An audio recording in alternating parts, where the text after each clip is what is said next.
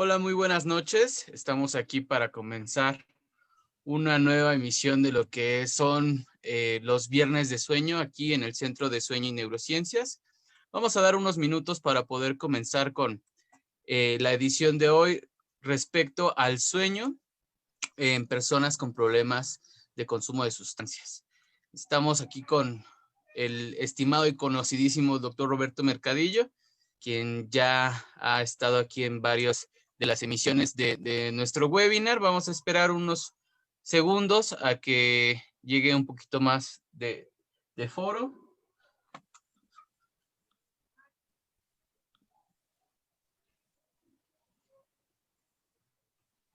Esperar unos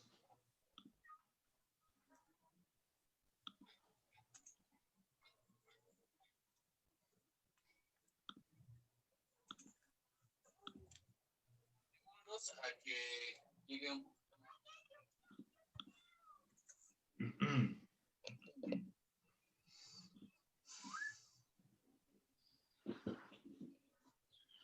Ya tenemos algunas personas conectadas. Qué bien. Bueno, como saben, el doctor Roberto Mercadillo es uno de los especialistas y colaboradores del Centro de Sueño y Neurociencias, y en esta ocasión va a estar hablando de lo que es el sueño con relación a lo que es el consumo de sustancias.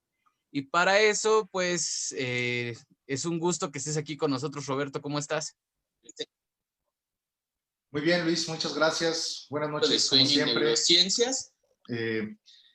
Muchas buenas noches a todos los que nos están escuchando. Estoy aquí teniendo problemas para acomodar la pantalla, pero ya lo logré. Ok. Perfecto, no te preocupes. Roberto, el tema de las sustancias es un tema que puede ser abordado de diferentes maneras. Sin embargo, creo que es importante que podamos establecer palabras en común o conceptos como muy específicos para que podamos abordar en el webinar de hoy. Y me parece que la pregunta más importante para iniciar es: ¿qué es una adicción? ¿Nos puedes ayudar con eso, por favor? Bien, sí, vamos a entrar de una vez al tema. Vamos a plantear aspectos importantes para que a todos nos quede este tema un poco más claro, sin menos estigmas. Okay. Vamos a entender a la adicción como una búsqueda compulsiva, insistente, persistente por consumir una sustancia psicoactiva, ¿sí?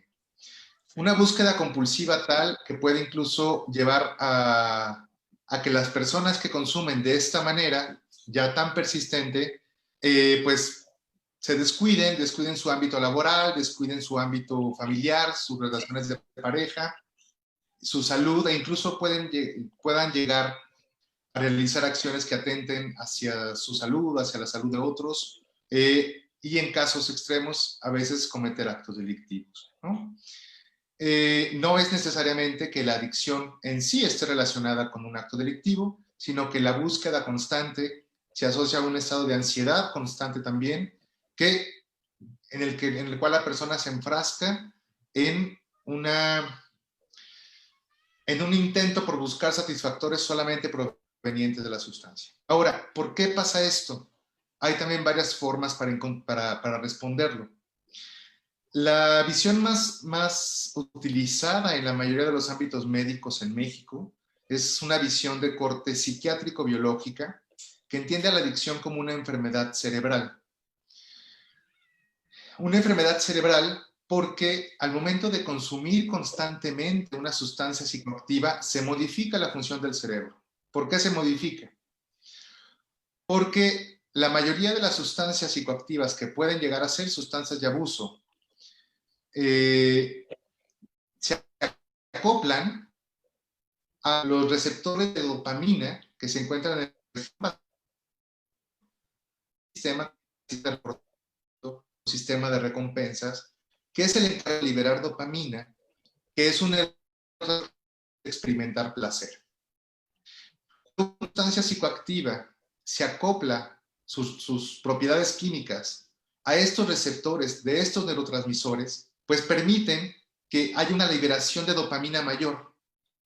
De tal forma que al momento de consumirla, vamos a tener una mayor liberación de dopamina y eso nos va a provocar un estado de mayor placer. Es muy fácil por eso que asociemos el uso de esta sustancia a una experiencia placentera. Ajá. Sí. Desde esta perspectiva psiquiátrica biológica, el consumo de sustancias se motiva por una experiencia de placer que asociamos a esta sustancia. Y se considera una enfermedad cuando el consumo persistente modifica la función del cerebro, su función dopaminérgica, de forma tal que difícilmente la persona puede experimentar satisfactores o placer por algo que no sea la sustancia. El placer que proviene del compañerismo, de la convivencia social, de la comida, incluso de la actividad sexual, disminuye. Y cada vez se da más peso y más importancia al placer que proviene de la sustancia. Sin embargo, hay también otras posturas para comprender este fenómeno de la adicción, que es posturas más psicosociales. Esto es, una de las propuestas se llama la propuesta de la dislocación psicosocial. Esto es, si tenemos una persona o muchas personas que viven en una sociedad que los disloca, es decir, no les permite integrarse, no les permite hacer comunidad y no les permite a través de su comunidad encontrar satisfactores que les den placer, entonces es muy fácil que estas personas puedan buscar esos satisfactores de otra manera. Como seres humanos y seres mamíferos que somos, siempre vamos a querer y atender a buscar aquello que nos otorgue placer y nos dé satisfacción. Si vivo en un medio, en una comunidad y en una sociedad, en un sistema económico que no me otorga esos satisfactores, es mucho más fácil que los pueda encontrar y los busque en estas sustancias, ¿no? Entonces tenemos una visión neurobiológica que explica por qué las sustancias tienen este efecto placentero y por qué me puedo enganchar a veces con ellas por este efecto placentero, pero también tengo otra visión psicosocial que me dice, no solamente es el placer, es la falta de cosas placenteras y satisfactorias en el mundo social. Y esto es muy importante porque permite quitar el estigma a las personas consumidoras. Todavía a finales del siglo pasado se definía mucho la idea, y todavía prevalece actualmente, de entender a la persona con un problema de adicción como a una persona que tiene una falla moral. Tiene poca voluntad, que no se atreve a dejar la droga, que no se atreve, que no puede, ¿no? Que quiere estar así. No es tan sencillo el asunto. Ajá. En la medida en que entendemos a la adicción como una posible enfermedad cerebral y como motivada por un sistema social dislocado, podemos comprender el porqué de este consumo sin estigmatizarlo. Ahora, aquí utilizamos el término adicción en esta ocasión porque es el término más común todavía utilizado en el ámbito médico y en la búsqueda de tratamientos para las personas que tienen un consumo problemático. Pero en realidad la terminología está cambiando también para liberar un poco este estigma. Vamos a referirnos a partir de ahorita a personas con un consumo problemático de sustancias psicoactivas. Vamos a intentar eliminar la noción de adicción a las drogas. Droga va a ser cualquier sustancia que me va a provocar un cambio en el organismo. Una sustancia externa que entra al organismo. No todas las drogas, una aspirina, por ejemplo, me va a provocar un efecto psicoactivo y mucho menos placentero. Solamente las drogas psicoactivas. Entonces a esas vamos a llamarle sustancias psicoactivas. Y a las personas que tienen esa persistencia adictiva vamos a denominarlas personas con un consumo problemático.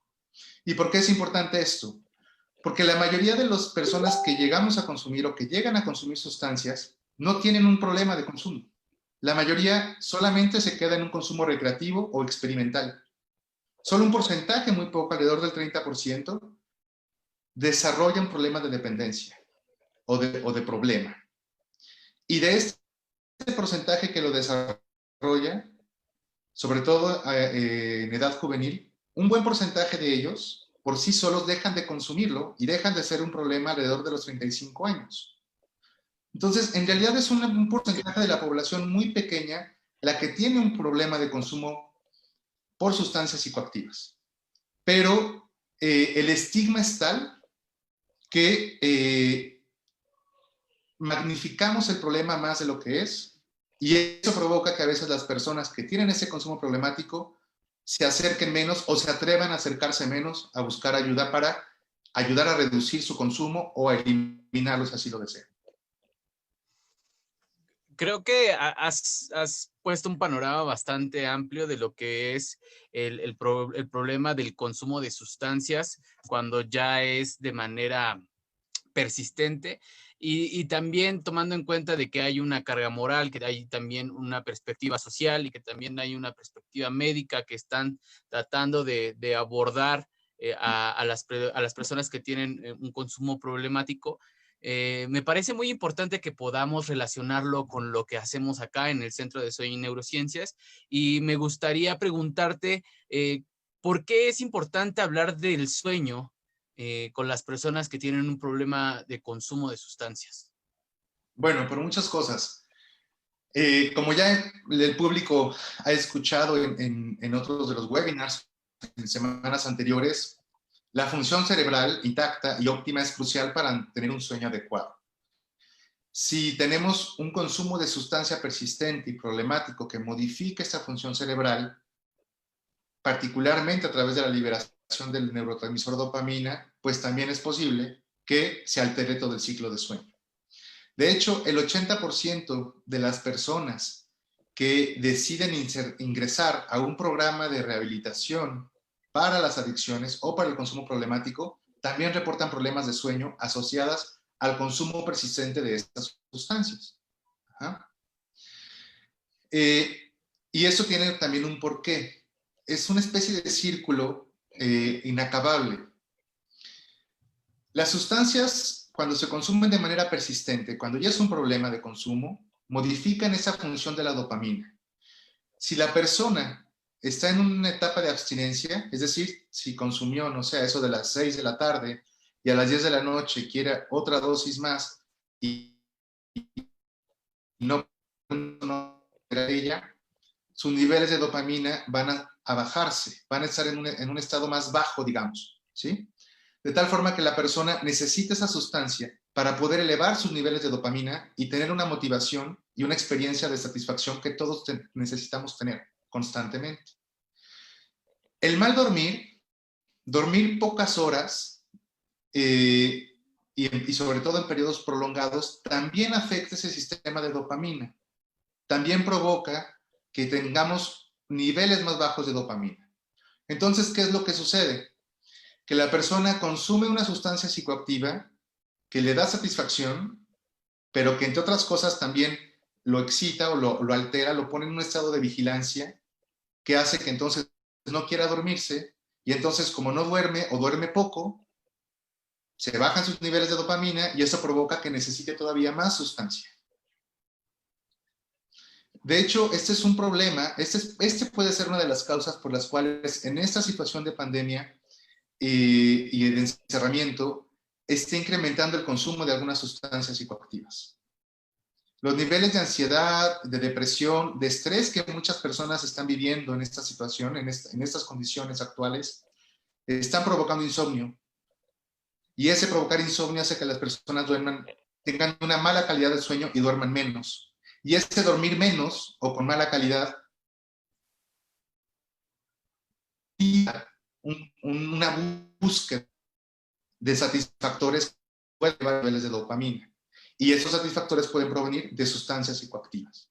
Eso es una de las posibles razones por las cuales algunas personas en esta situación están incrementando su consumo en caso de que fueran consumidores o consumidoras, o bien están buscando el consumo primero experimental y recreativo para poder elevar estos niveles. Y luego viene otro problema también, el por qué la importancia de abordarlo como un consumo problemático para algunas personas y no para todas. Porque en la medida en que le quitamos el estigma, también mejoramos el sueño. Claro. Cuando las personas se saben estigmatizadas por adicciones, cuando la familia, su comunidad, sus hermanos, los vecinos, los estigmatizan, les ponen la etiqueta de adicto, con poca fuerza moral, con poca fuerza de voluntad, las personas, eso puede repercutir en estados de estrés y de depresión que hacen que las personas duerman menos. Entonces duermen menos y consumen más sustancia y ellas mismas refuerzan ese estigma. Sí. Oye, Roberto, justo hay algo que me gustaría que pudiéramos especificar. Primero que nada, un saludo grande a las personas que están conectadas, Mike Martínez, Osiris Díaz, Claudia Aguilera. Tenemos, hay una pregunta muy importante que tiene que ver con lo que están mencionando las y los participantes de este webinar, es si esto pasa para todas las sustancias. Te pregunto esto porque nos preguntan acá en los comentarios por el alcohol, si puede tener un impacto en la calidad del sueño, o bien si se puede recomendar el uso de las gotas de CBD para dormir, ¿no? Entonces, me parecería importante que pudiéramos especificar si es para todas las sustancias o algunas sustancias específicas. Ok. En este webinar, en el de hoy, vamos a centrarnos en 3 sustancias y vamos a centrarnos en cuando las personas ya tienen un consumo problemático, ¿sale? Vamos a centrarnos además en sustancias ilícitas. En el caso del alcohol y el tabaco, que son sustancias lícitas, se cuecen un poco aparte porque el estigma social hacia estas sustancias es muy diferente. La forma de acceder a estas sustancias es menos estresante. Uno puede salir de su casa, ir al Oxxo de la esquina y comprar una cajetilla de cigarros o una botella de ron, de vodka, etc. No así con las sustancias ilícitas que implican insertarse en un medio más bien clandestino. Y eso le añade un problema, ¿no?, al consumo. Vamos a centrarnos en esta ocasión en las ilícitas. Y de estas ilícitas vamos a centrarnos en 3 por cuestiones de tiempo, que son las más consumidas en el país, en este orden: marihuana, cocaína, tanto en polvo como tipo crack, e inhalables. En el caso de la marihuana, podemos entenderla de 2 formas: el consumo de la marihuana regulado y muy moderado, y el consumo de la marihuana cuando es problemático. Hoy vamos a centrarnos en el consumo problemático. Vamos a hablar muy poco del uso de la marihuana en términos medicinales para el sueño, que eso ameritaría un webinar completo para ello, ¿sale? Completo. Sí, después claro, planearemos uno para eso. Adelanto que para cuestión del CBD, sí se ha reportado que algunas personas mejoran su calidad de sueño y pueden dormirse más pronto, sobre todo personas que tienen insomnio, cuando utilizan dosis de CBD. Pero las dosis de CBD que se utilizan todavía están muy... En realidad no están dosificadas realmente, ¿no? No se sabe cuántas gotas, cuál es la cantidad exacta que se tiene que utilizar. ¿Sí? Para el público que no conoce mucho, el CBD es uno de los componentes de la cannabis, de la planta de la marihuana, que tiene efectos más bien antiinflamatorios. Ajá. El THC es el componente que tiene más bien efectos psicoactivos. ¿Sí? Ahora, de manera subjetiva, muchos consumidores de marihuana dicen que lo consumen por se consume en periodos cortos y de manera muy regulada, una vez a la semana, cada 2 semanas, ¿no? 2 veces a la semana quizá, pero cuando ya es un consumo más prolongado, cuando ya empieza a ser un consumo problemático, entonces comienzan a aparecer sueños extraños que despiertan a las personas, aparece insomnio, esto provoca una pobre calidad de sueño y esto hace que la persona, cuando se despierta en la madrugada, consuma más para poder conciliar el sueño. Conforme más es el consumo, se va haciendo una tolerancia a este efecto inductor del sueño. También conforme más se consume, se reduce el porcentaje de sueño de MOR, o de sueño de movimientos oculares rápidos, lo cual crea una fragmentación de todo el ciclo de sueño y hace que procesos como el aprendizaje o la memoria, que dependen de este sueño MOR, pues también se vean opacados, se vean disminuidos. Y esto dura más o menos 3 semanas una vez que inicia la abstinencia. Es decir, después de 3 semanas la persona puede recuperar aproximadamente su ciclo de sueño. Esto nos lleva a pensar que para el uso de la marihuana en particular, se puede crear una forma de regulación y moderación del uso para favorecer el sueño. Y favoreciendo el sueño, la persona puede moderar su uso todavía mejor. En el caso de la cocaína sucede algo parecido también, aunque hay muchos menos estudios al respecto. De manera subjetiva, los consumidores crónicos de cocaína tipo crack y cocaína en polvo dicen experimentar hiperinsomnia, ¿no? Todo el tiempo andan con somnolencia, pesadillas cuando quieren dormir y mucha fatiga durante el día. Y esto puede durar 2 o 4 semanas si la persona deja de consumir. Y esto inicia desde las primeras horas de deseo, cuando la persona está en abstinencia, cuando ha dejado de consumir algunas horas y considera que necesita otra dosis. Provoca también el uso crónico de cocaína una latencia del sueño alta. Es decir, las personas que consumen cocaína tardan en inducir sueño, en quedarse dormidos. Una de las estrategias para reducir daños en el consumo de cocaína apoyada por el sueño sería, si la persona decide seguir consumiendo, bueno, que lo haga en un horario en el cual no esté próximo a la hora de dormirse, por ejemplo. ¿Sí? En el caso de los inhalables, que es la tercera droga de mayor consumo en el país, hay menos estudios al respecto. Se sabe que se incrementa el sueño de movimientos oculares rápidos, el porcentaje a lo largo de toda la noche, lo cual, pues nuevamente fragmenta las otras etapas del sueño. Pero sobre todo los reportes en cuanto a como la gasolina, el limpiador para PVC, es que crean problemas. En el problema respiratorio, las personas tienen apneas o dificultades para respirar mientras están dormidos y eso hace que se despiertan. Y es un fragmento del ciclo de sueño y produce una mala calidad de sueño que a su vez produce mayor deseo de querer consumir. Ahora, el uso inicial de los inhalables tiene un efecto más bien antidepresivo.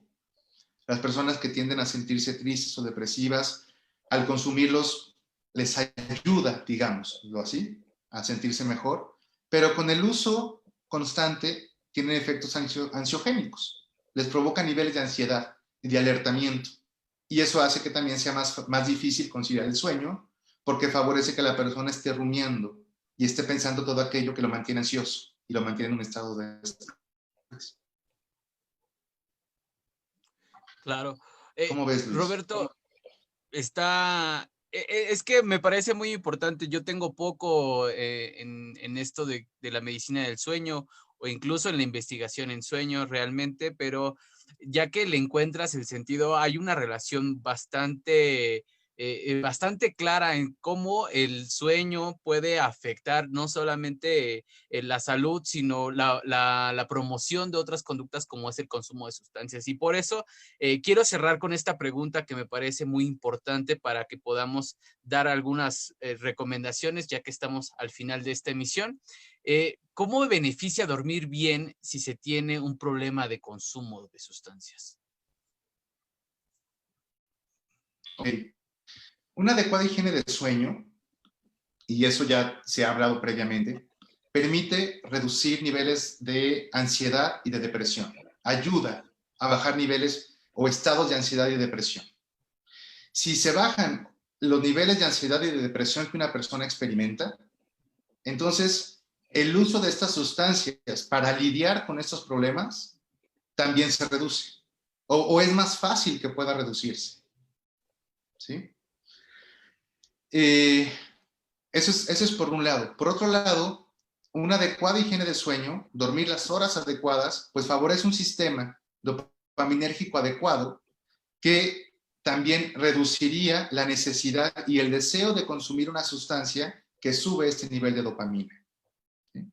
Hay varios estudios que han reportado que las personas que están en un tratamiento para reducir su consumo o para eliminarlo, responden mejor cuando el tratamiento se acompaña de una adecuada higiene de sueño y de meditación para reducir ansiedad y estrés.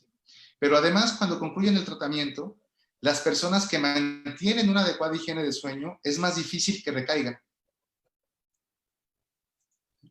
Es decir, en términos sencillos, una adecuada higiene del sueño permite mantener un estado fisiológico que nos dispone a experimentar los satisfactores de la vida cotidiana más fácilmente.